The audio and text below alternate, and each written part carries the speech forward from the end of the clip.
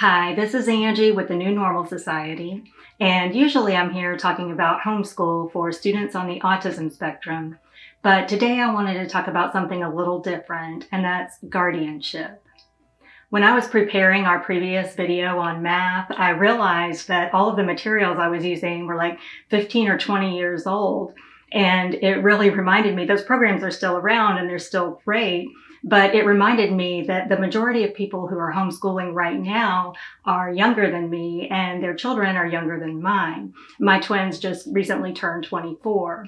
It got me thinking about what I wish I had known when my kids were younger and when they were growing up. How to do homeschool right was definitely one of those things. But the first thing that came to mind was guardianship for adult children who are on the spectrum. My twins turned 18 in 2015, and I was not mentally or emotionally prepared for that milestone. I think a lot of parents probably go through that. Parents of typically developing kids when their children are graduating from high school or maybe going to college or moving out. But it's a very different adjustment when you're talking about adult children who will likely be dependent on you for the rest of their lives and your life. It can be incredibly overwhelming if you're not prepared for it. And I think I was so busy just raising my kids and trying to make sure that they were safe and trying to get an education for them that I didn't have the energy or the focus to think about the future and to really be ready for it. And then something forced me to think about it. It was several months after my twin's 18th birthday, and I had taken my youngest twin, who is the most impacted by his autism, to the doctor because he wasn't feeling well. And the nurse at the desk wouldn't let me go back to the doctor's office with him. She said that he was 18 and a legal adult and that HIPAA and privacy laws would not allow me to go back with him. And she also said she wouldn't allow him to sign a consent form because clearly he wouldn't understand what he was signing. And I panicked. I told her that I am his voice. I speak for him. He doesn't have the language and communication to be able to tell the doctor what's wrong or to understand anything but the most simple questions.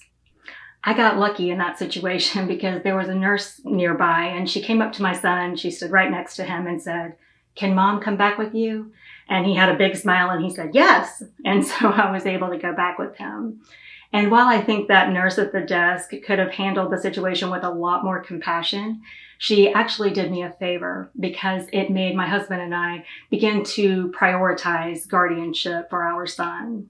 This is such a deeply personal issue, and I'm not an attorney, so I highly recommend that you speak with an attorney who specializes in family law. And I'm also fairly certain that the law varies from state to state, so it'll be important to speak with someone locally so that you know that you're covering everything correctly. We handle the issue of guardianship differently for my twins because they're impacted differently by their autism. For my middle twin, we did not seek guardianship for two reasons. First of all, he has the language and communication skills to speak and listen for himself. So if he ever was in a situation where he needed to provide consent, he would be able to do that. And second of all, we have a good relationship with him. And I know that he would come to us to make important decisions or if he needed help understanding or clarifying something. A great example of that was last week when he got a jury summons. And he had no idea what to do with that. So we sat down and talked about it and we called the court and did what we needed to do to make sure that he wouldn't get in trouble for failing to appear there. But there are so many things like that that you don't really think about until they kind of come up in your day-to-day life. One thing I do worry about is that he can be very trusting of other people. And so if someone at school, for example, is collecting money for a cause, he will be the first one to want to give it to them. And I appreciate that. And I love that that's his heart, but I also don't want him to get taken advantage of by someone. And that's why in our last video, I talked about money and teaching your kids the value of money so that they're protected. For my youngest twin, we became his guardian advocates. And there's a special law here in Florida that covers that for individuals who are legal adults and have a developmental delay, such as autism. To make that happen, we spoke with a local attorney who drafted and filed the paperwork, and we had to make a court appearance in front of a judge who asked my husband and I several questions and also spoke briefly with my son before he made the ruling in favor of guardianship. Going through this process was hard because through the filing, we had to tell the court that our son was not able to do things like get married or vote or consent to medical or surgical procedures by himself. And there were also several other things that I've listed here that were included in that. And I am not in denial about the things that my son can and cannot do, but I also don't dwell on them. So being forced to put those things on paper was tough, but it's the reality. With guardian advocacy, there are some rights that my son retains, such as we could not put him in an experimental behavior treatment or therapeutic treatment without a formal proceeding in the court or a hearing in the court to determine whether it was appropriate. So there are protections in place for some of the rights that he does maintain.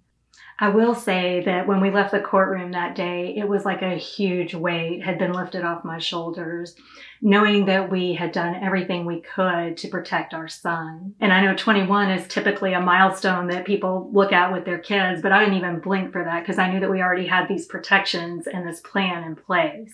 The next obvious challenge for us is figuring out what an adult life looks like for our sons. Society does not necessarily have a plan, and sometimes you have to figure that out for yourself. So if you have figured that out, I'd love to hear from you. We're in the same boat. We're figuring it out every day. We're lucky. For some families, the issue of guardianship is very complicated. And if you have a child who is 18 and they want to maintain complete autonomy, but you're worried that they might make decisions that aren't in their best interest, then you have a really tough decision to make. I would suggest that if your child is able to communicate and to understand the implications of guardianship, that you try your best to honor their wishes.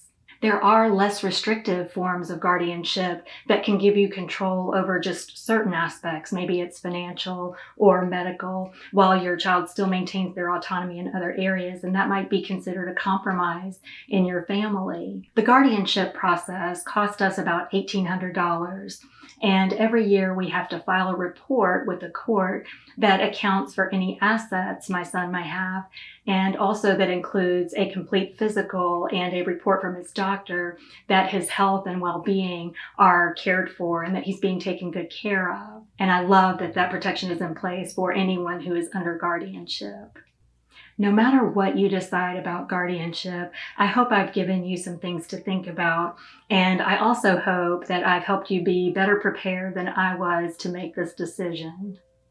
Hopefully soon, I'll be back talking about summer activities for teenagers and young adults who are on the autism spectrum in your homeschool program.